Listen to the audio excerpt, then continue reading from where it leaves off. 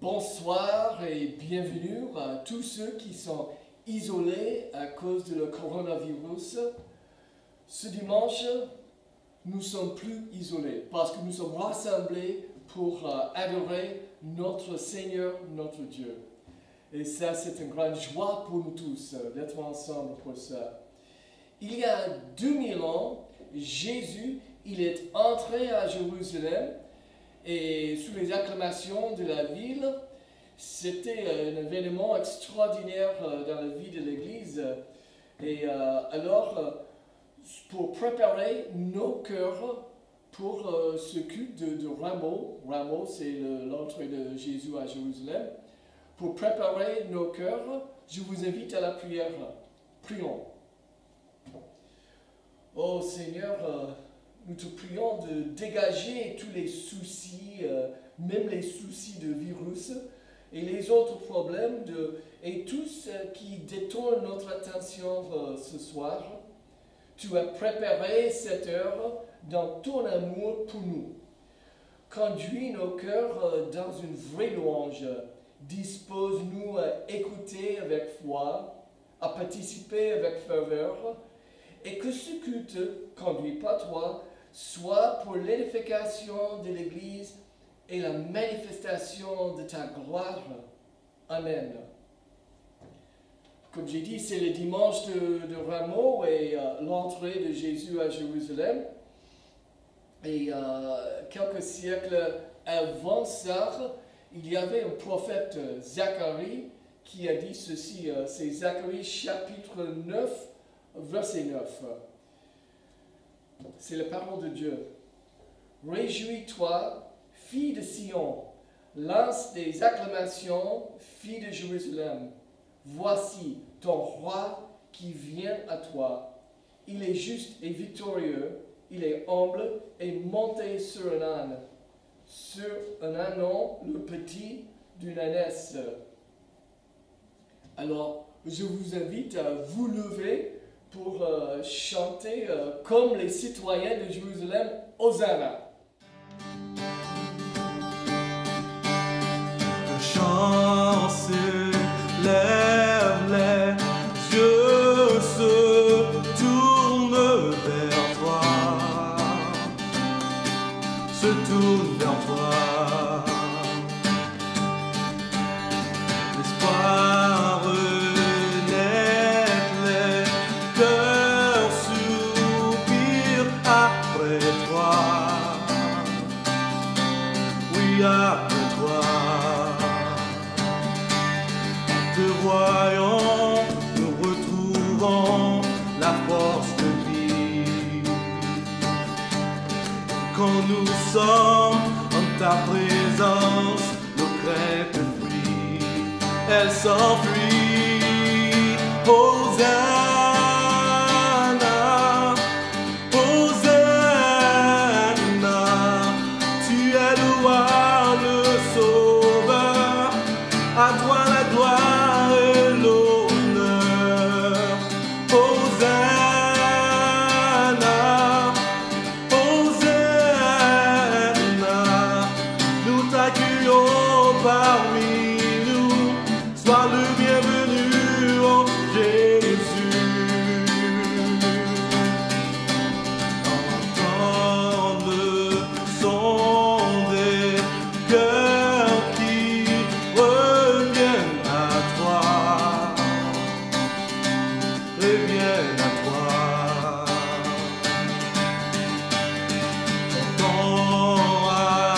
Comme les vies brisées sont restaurées, sont restaurées. En te voyant, nous retrouvons la force de vie. Dont nous sommes en ta présence, nos craintes fuient, elles s'enfuient. Hosanna, Hosanna, tu es le roi, le sauveur, à toi la gloire et l'honneur. Hosanna.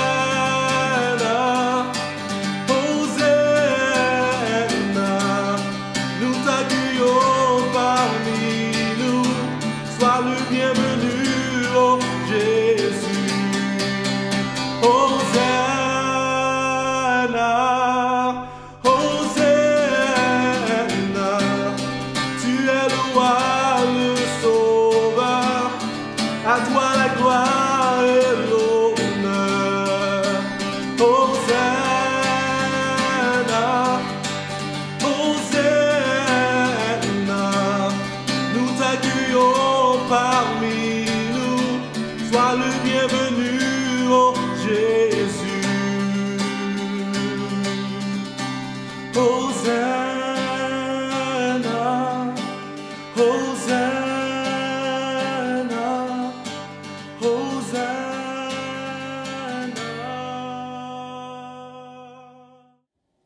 Il y a la réalisation de la prophétie de Zacharie dans le Nouveau Testament, dans le livre de Luc, chapitre 19, à partir de verset 29.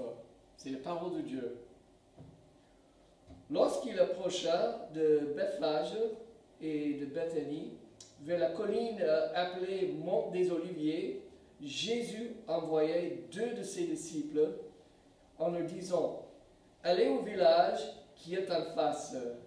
Quand vous y serez entrés, vous trouverez un ânon attaché sur lequel personne n'est encore jamais monté. Détachez-le et emmenez-le. Si quelqu'un vous demande pourquoi le détachez-vous, vous lui répondrez: le Seigneur en a besoin. » Ceux qui étaient envoyés partirent et trouvèrent tout comme Jésus le leur avait dit. Comme ils détachaient l'ânon, les maîtres leur dirent: « Pourquoi détachez-vous l'ânon ?» Ils répondirent: « Le Seigneur en a besoin. » Et ils amenèrent l'ânon à Jésus.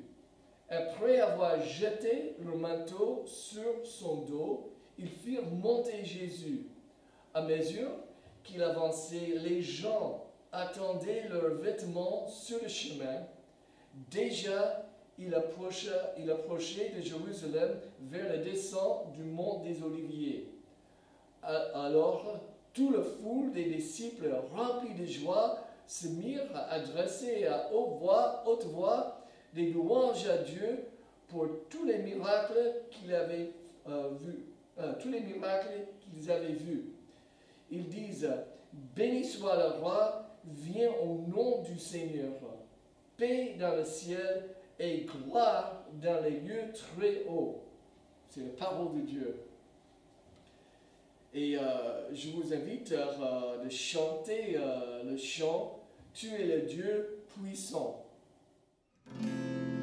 Tu es le Dieu puissant, tu règnes dans l'univers, tu es le Dieu vivant, pour nous le Père, tu es le Dieu traçant, parfait à l'infini, tu es celui qui vient pour nous ami.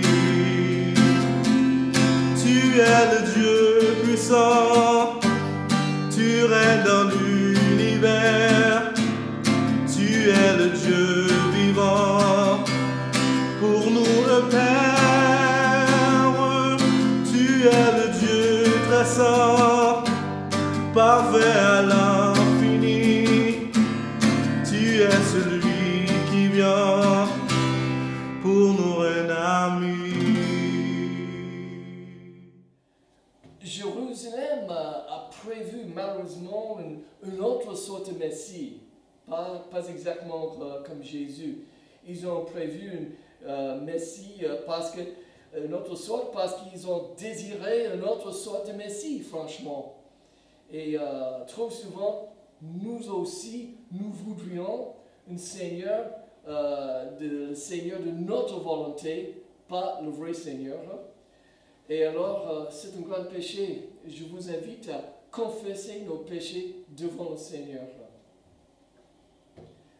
Ô Seigneur, notre roi, le peuple de Jérusalem était déçu car tu n'étais pas le roi qu'ils avaient désiré.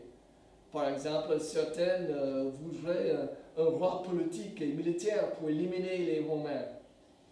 Ils voulaient un Dieu qui sert des désirs humains. Et malheureusement, nous aussi, nous voudrions un Dieu qui sert nos propres désirs.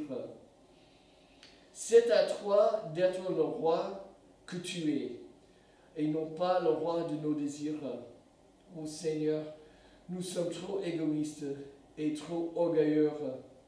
Par ta grande miséricorde, pardonne nos péchés, tous nos péchés. Sois attentif et agis. Ô notre Dieu, ne tarde pas pour l'honneur de ton nom. Amen. Écoute le pardon de notre Dieu, notre Seigneur, selon Jean chapitre 5, 24. C'est Jésus qui parle. En vérité, je vous le dis, celui qui écoute ma parole et qui croit en celui qui m'a envoyé a la vie éternelle. Il ne vient pas en jugement, mais il est passé de la mort à la vie.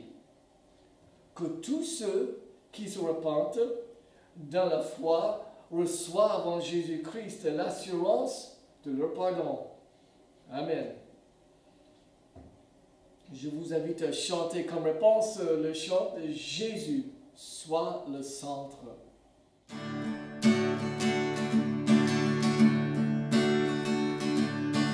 Jésus, sois le centre, sois ma lumière, sois ma source, Jésus.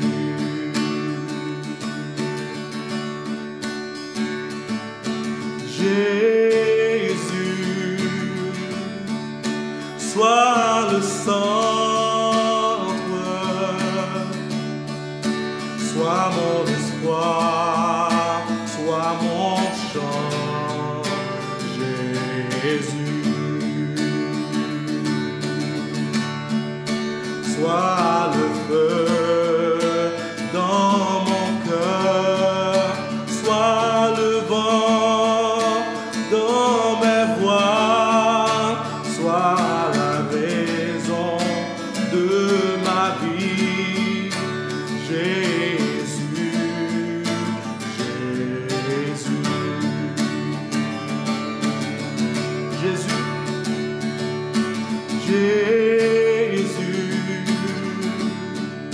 Sois ma vision, sois mon chemin, sois mon guide, Jésus. Sois le feu dans mon cœur, sois le vent dans mes voies, sois la raison de ma vie, Jésus, Jésus. Sois le feu, sois le feu dans mon cœur, sois le vent dans mes voies, sois la raison de ma vie, Jésus, Jésus. À l'arrivée de notre roi en Jérusalem est une bonne raison de louer le Seigneur. Donc, je propose, entre dans une période de louange. On commence avec les chants « Frappe des mains », suivi par « Béni soit ton nom ».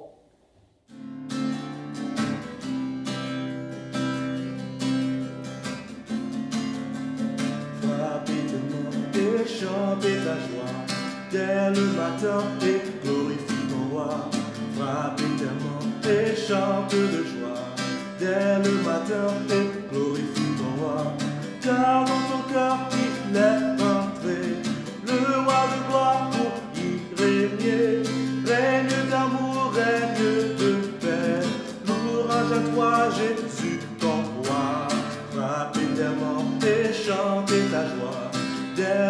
matin et glorifie ton roi. Frappe éternellement et chante de joie. Dès le matin et glorifie ton roi. Car dans ton cœur il est entré le roi de gloire, puis régner, règne d'amour, règne de paix. Louange à toi Jésus ton roi.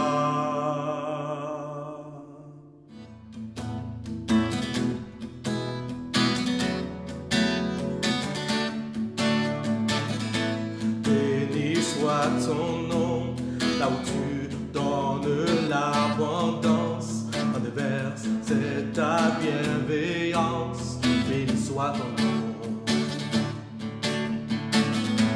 Béni soit ton nom, quand ma vie traverse un désert, quand je marche en terre inconnue. Béni soit ton nom.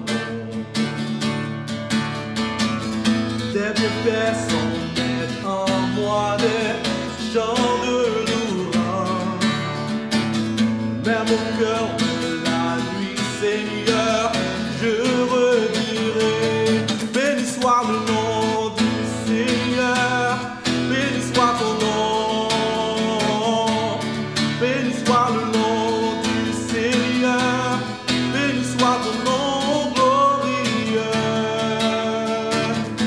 Béni soit ton nom, quand sur moi brillait le soleil, quand ma vie semble me sourire. Béni soit ton nom. Amen.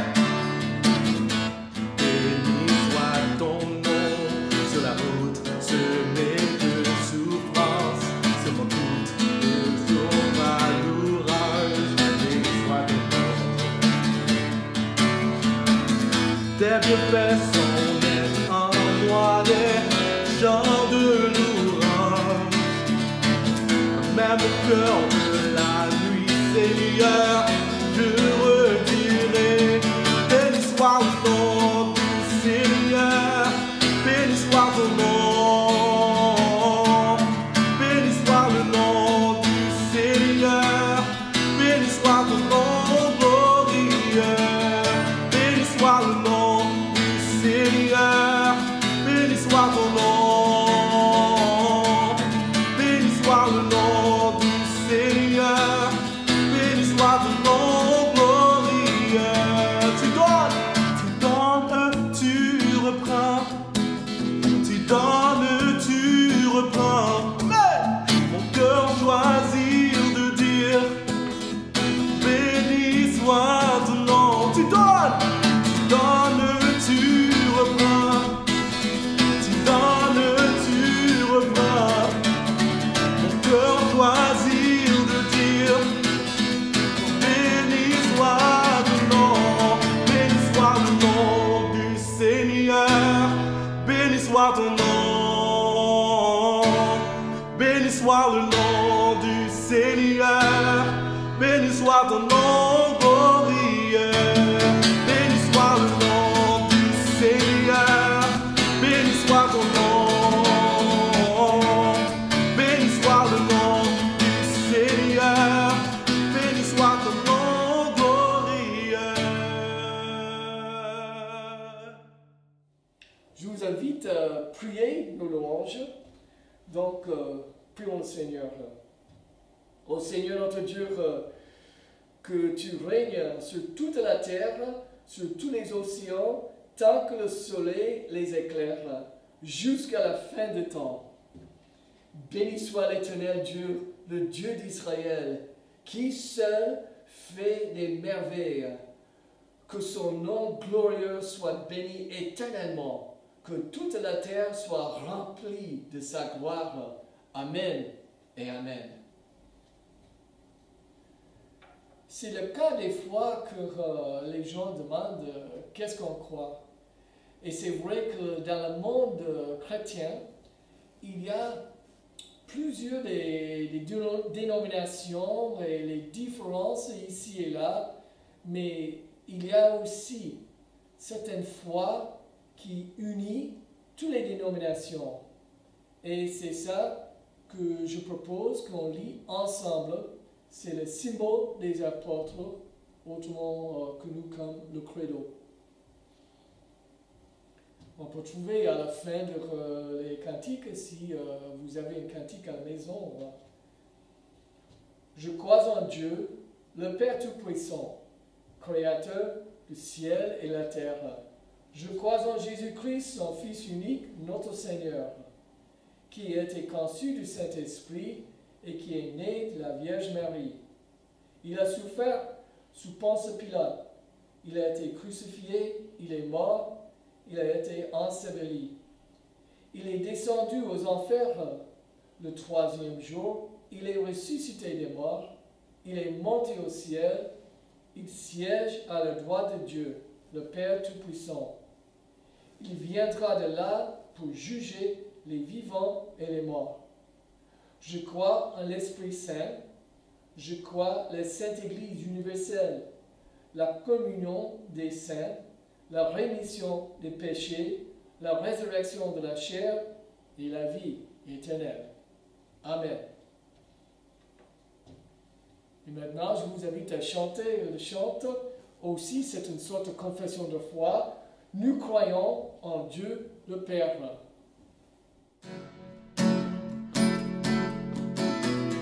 Nous croyons en Dieu le Père, créateur de l'univers, et en Christ, son Fils unique, né de Dieu par l'Esprit Saint.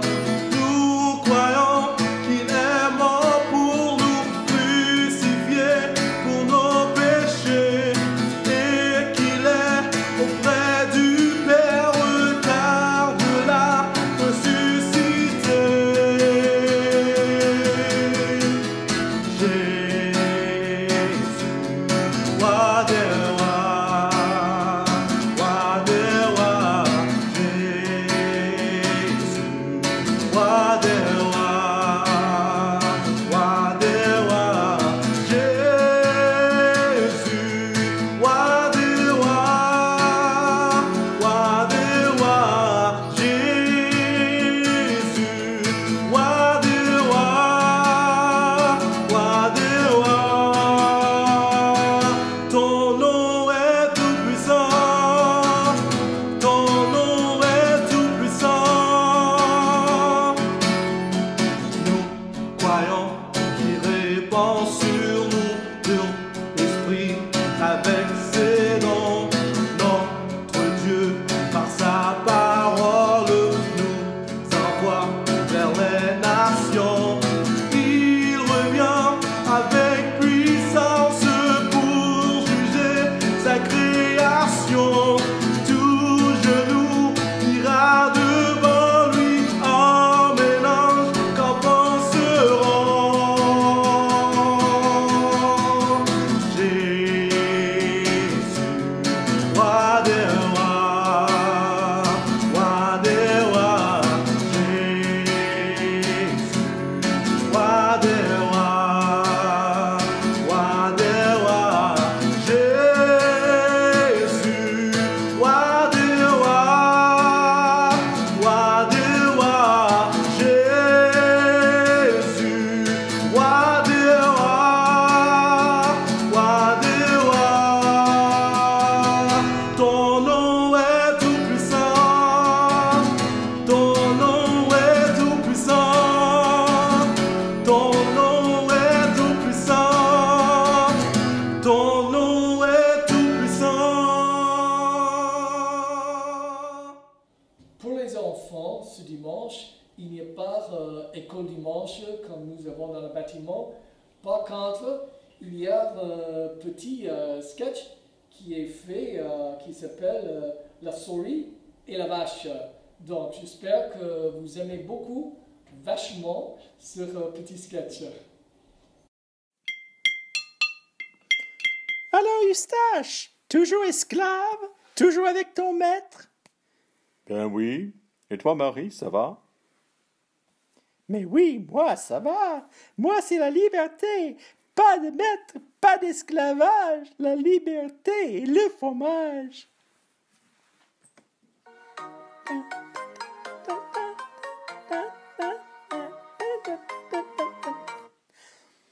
Ah oui, c'est super, Marie. Mais moi, j'ai un bon maître. Non, toi tu es esclave. Esclave, Eustache esclave. Mm, mou, mou, mou, mou, mou, mou,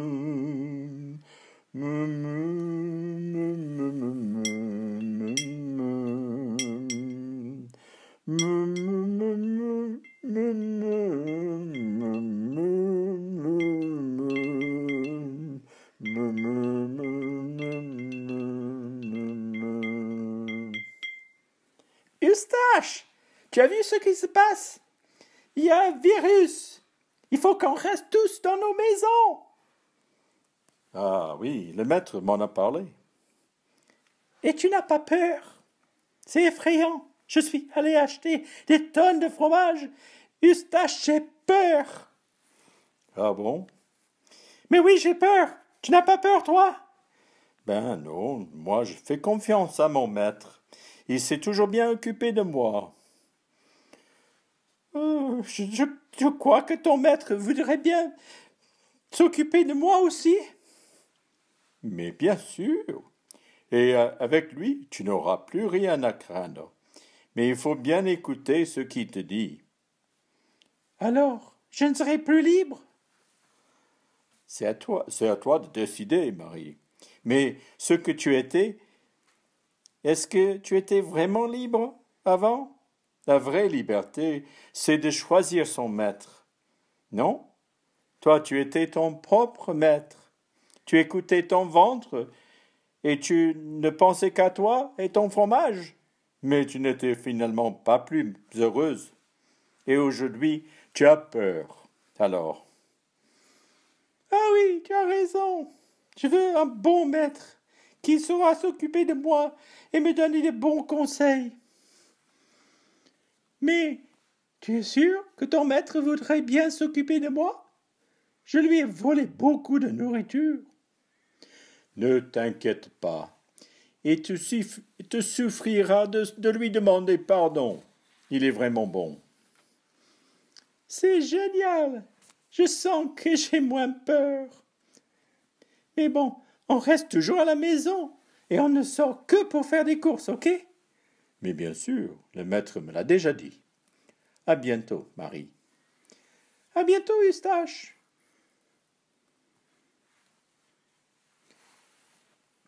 Si vous demeurez dans ma parole, vous êtes vraiment mes disciples. Vous connaîtrez la vérité, et la vérité vous rendra libre. Si donc le Fils, Jésus, vous libère, vous serez réellement libre. Jean 8, 32 et 36.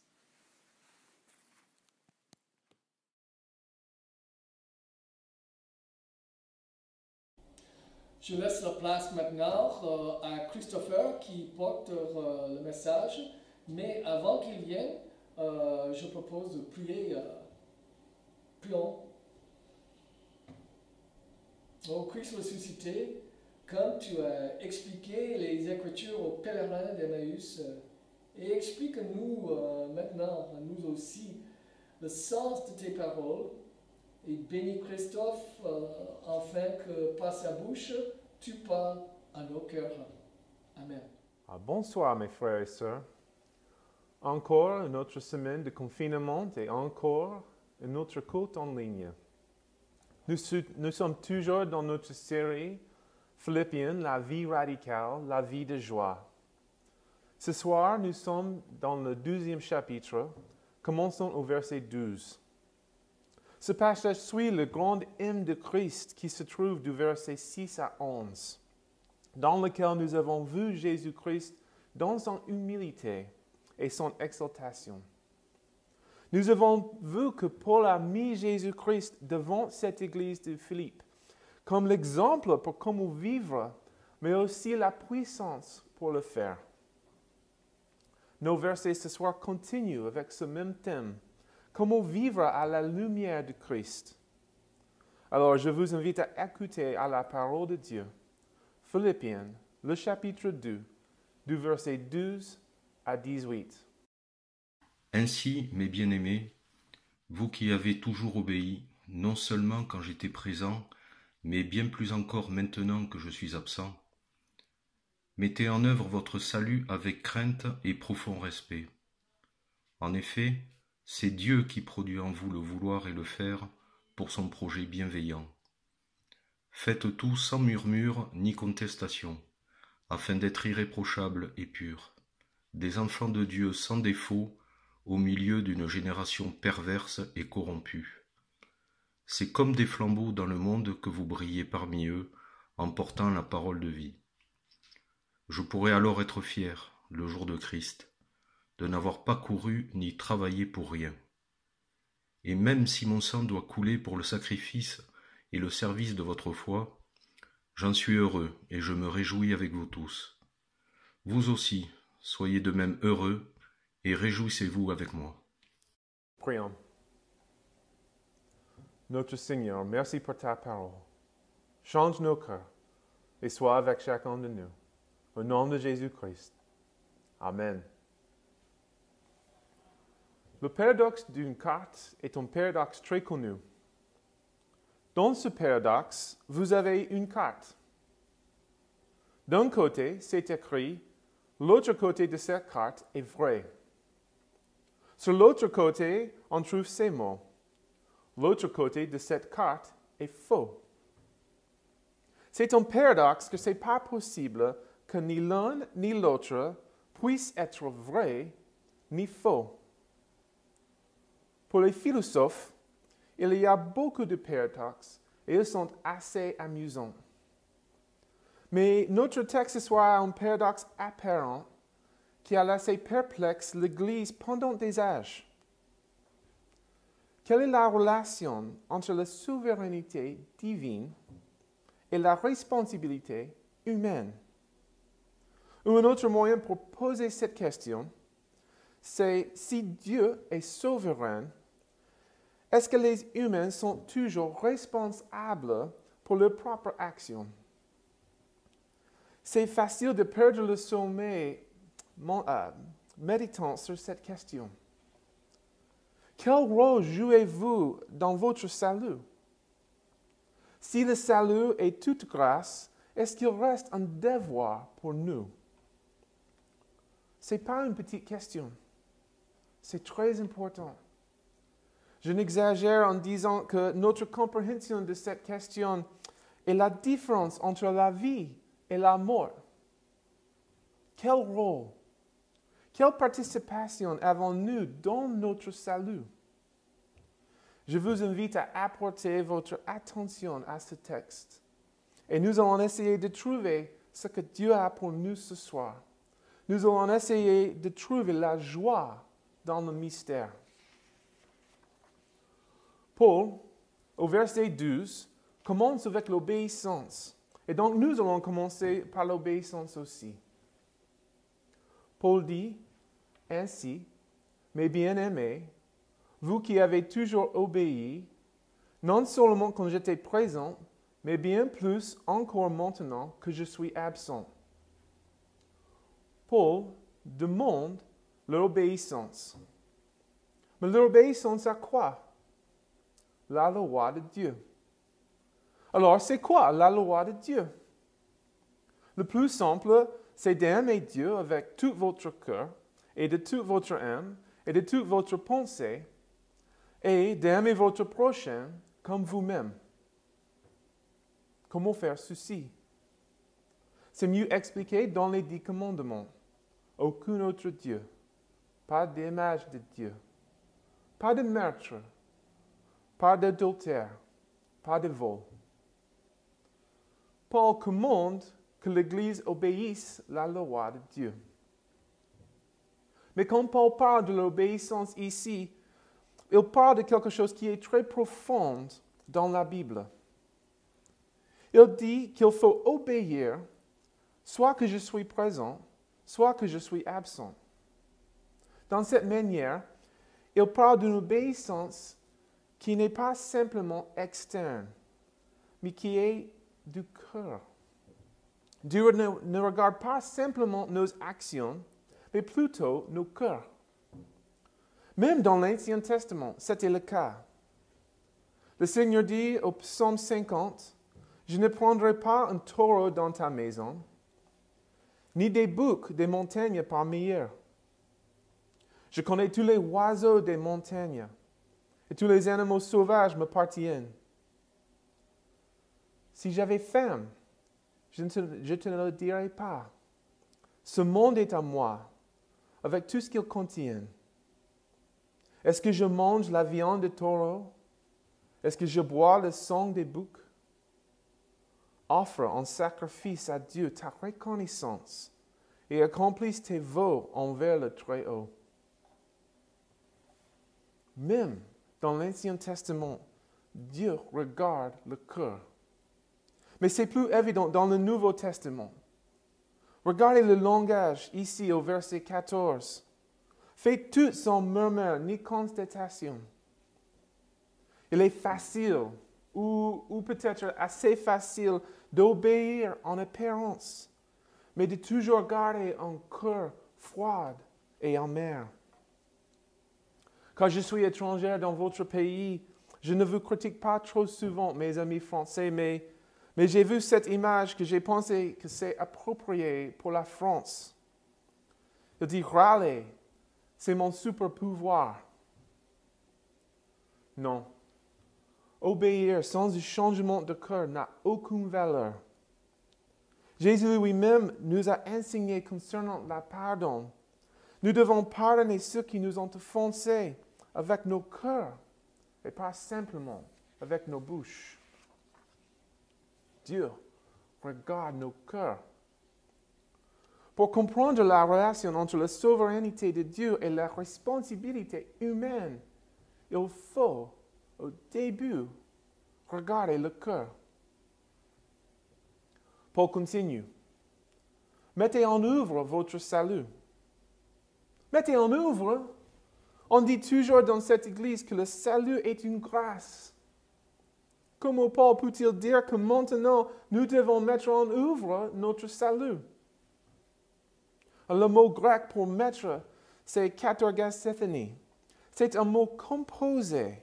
Il a l'idée de produire quelque chose, l'idée d'une chose qui arrive par conséquence d'une autre. Maintenant, ma fille aime beaucoup les Legos. Pour Noël, pour son anniversaire, c'est toujours des Legos. Et quand elle reçoit ce cadeau, c'est toujours quoi?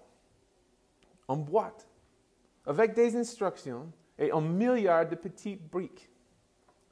Tout est là, mais elle la prend pour construire une jolie maison, un beau château. C'est toujours un cadeau, toujours quelque chose qu'elle possède, mais son boulot et sa joie, c'est de construire la maison. Il faut que l'on sache que l'Évangile ne s'oppose pas à l'effort. L'Évangile s'oppose au mérite. Ce que Dieu vous a donné n'est pas pour rien. Il nous a pris, il nous a sauvés pour une raison. Regardez le verset 15. Dieu vous a sauvés afin que vous soyez purs et que vous soyez des flambeaux dans un monde pervers et corrompu. Dieu vous a sauvés pour que vous soyez purs, saints, pleins d'amour, et que vous soyez les témoins de cette grâce sur cette terre. Alors, c'est vrai, nous sommes sauvés par grâce seule, mais la grâce qui nous sauve n'est jamais toute seule. Elle produit toujours des bonnes œuvres dans nos vies. Paul continue. Mettez en œuvre votre salut avec crainte et profond respect. C'est pas mal, ces mots, profond respect, mais dans le grec, le texte dit avec crainte et tremblement. C'est l'idée de peur, d'avoir peur devant Dieu. Et encore, il faut faire attention à ce point-là. Devons-nous avoir crainte de Dieu? Est-ce que Dieu est un Père qui va nous taper quand nous péchons? Ou pire, est-il va nous quitter quand nous abandonner si nous nous trompons? En Islande, le peur de Dieu est comme ça. Pour un musulman, il doit avoir toujours peur de Dieu, toujours peur d'être puni par Dieu. En Islande, les bonnes œuvres aident les croyants à trouver un équilibre entre le bien et le mal. Mais est-ce que c'est le cas pour les chrétiens? Et si oui, quelle chance avons-nous? Non. La peur pour un chrétien fait deux choses. Premièrement, elle illumine la sainteté et la justice de Dieu. La peur nous montre sa grandeur et sa puissance. Deuxième chose, elle illumine aussi nos péchés. Malheur à moi, dit Isaïe, je suis perdu, car je suis un homme aux lèvres impures. J'habite au milieu d'un peuple aux lèvres impures, et mes yeux ont vu le roi, l'Éternel, le maître de l'univers. En face de la sainteté de Dieu et nos propres péchés, la peur nous force à chercher un sauveur. Car vous voyez, la tentation est de toujours essayer de nous justifier. La tentation est toujours pour nous de présenter nos œuvres comme la raison pour laquelle Dieu est obligé de nous sauver. Nous sommes toujours tentés de trouver un équilibre. J'ai fait telle chose du mal, j'ai fait telle chose du bon, ça fait un équilibre. Mais la peur nous garde humbles. Avec une propre crainte de Dieu, nous n'avons aucune raison de nous vanter. Et avec cette même peur, nous pouvons regarder le monde autour de nous, disant, si ce n'était pas pour la grâce de Dieu, j'irais. La peur nous permet de regarder les pauvres dans la rue, ou les personnes les plus difficiles à votre travail, ou même quelqu'un qui vous a vraiment fait du mal, disant, je ne suis pas meilleur d'eux. Merci Dieu pour la grâce que tu m'as donnée. La peur nous rappelle l'importance de la grâce tous les jours. Elle nous garde humbles. Nous mettons en œuvre notre salut. Pendant la Réforme, les réformateurs l'ont nommé la persévérance des saints.